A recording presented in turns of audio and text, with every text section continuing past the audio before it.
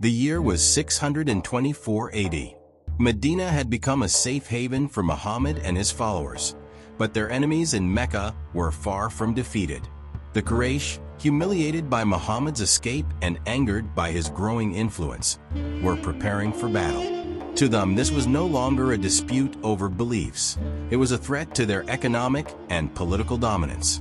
They could not allow a rival power to rise in Arabia, especially one that threatened their control over trade and religious authority.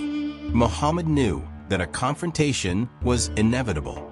It was not a question of if but when, and when the time came, he would have to fight. The conflict did not begin with armies on the battlefield. It began with caravans. The Quraysh controlled the lucrative trade routes that passed through Arabia, and Muhammad saw an opportunity to strike at their wealth. His followers began intercepting Quraysh caravans, seizing goods and cutting into their economic power. This was not mere raiding, it was strategy. The Quraysh depended on trade to maintain their influence, and if their wealth was threatened, their power would begin to crumble. But the Quraysh were not passive rulers. They would not stand idly by while their economy was attacked. They responded with force. News arrived that a massive Quraysh caravan, led by Abu Sufyan, was traveling from Syria back to Mecca. This caravan was heavily loaded with goods and guarded by armed men. If Muhammad could capture it, it would be a devastating blow to the Quraysh economy. But if the Quraysh defended it successfully, it would prove that Muhammad's forces were weak. It was a risk, but one Muhammad was willing to take. He gathered his men, around 300 followers, most of them poorly armed, some with only farm tools and a few swords. They were vastly outnumbered, but their faith was unshaken. His men were driven by something far stronger than weapons, belief. The Quraysh, realizing the danger, sent out a call to arms. A force of around 1,000 warriors marched out from Mecca, determined to crush Muhammad and his followers once and for all. They carried better weapons, wore superior armor, and had more experience in battle. They were confident that they would put an end to Muhammad's uprising. The two sides would meet near a small well in the desert, a place called Badr.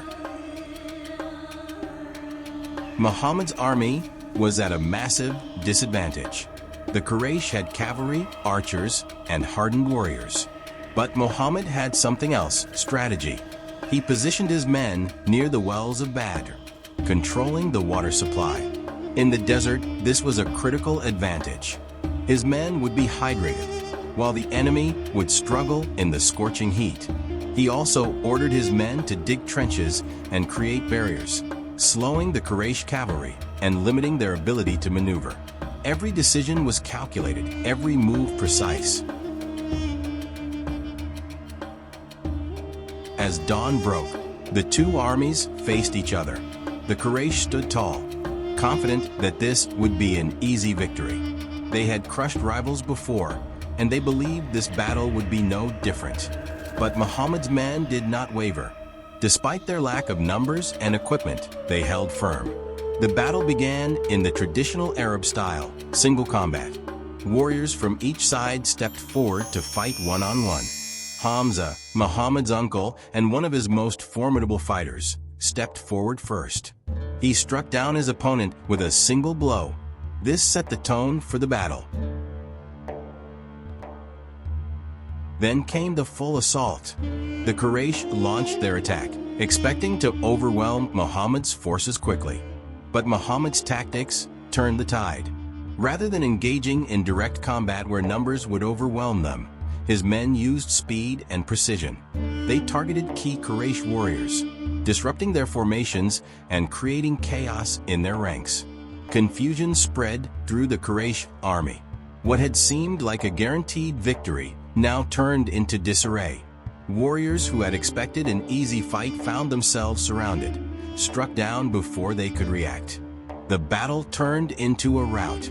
Quraysh fighters, seeing their leaders fall, began to retreat. Panic took over, and soon they were fleeing.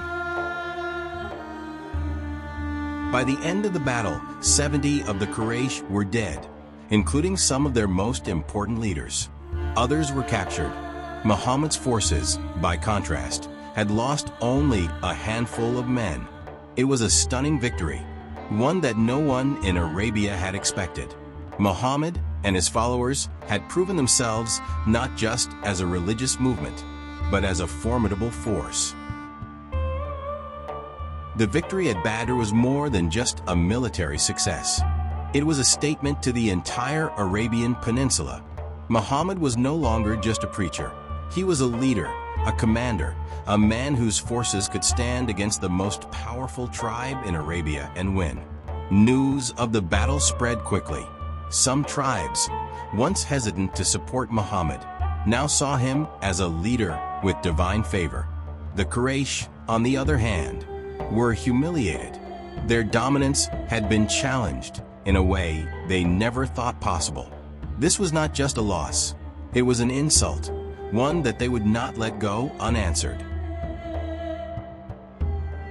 In the aftermath of the battle, Muhammad showed his leadership in yet another way. The prisoners taken from the Quraysh were not executed.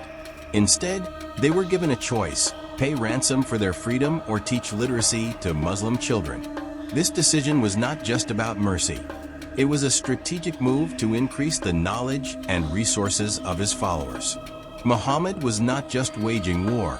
He was building a society, preparing his people for the struggles ahead. Meanwhile, back in Mecca, the loss at Badr sent shockwaves through the city. The Quraysh had never suffered such a defeat, and their leaders knew they could not afford to ignore this humiliation. Revenge was now a priority. Abu Sufyan, one of the most powerful men in Mecca, swore vengeance. The Quraysh began amassing an even larger army, determined to crush Muhammad once and for all. This was not over. The victory at Badr marked the beginning of a new phase in Muhammad's leadership. He had proven himself as a military strategist, a commander who could lead his people to victory against overwhelming odds. But he also knew that the Quraysh would not rest until they had their revenge. The war had only just begun, and the next battle would be even greater. The Quraysh would return to the battlefield, this time with superior numbers and a stronger plan. The forces of Muhammad, though victorious, would face a challenge unlike any before. The lessons learned at Badr would be tested in the battles to come, and the next confrontation would be one of the most defining moments in the history of Islam. In the next episode, the Quraysh strike back. The Battle of Uhud awaits, a fight that will test Muhammad and his followers in ways they never imagined.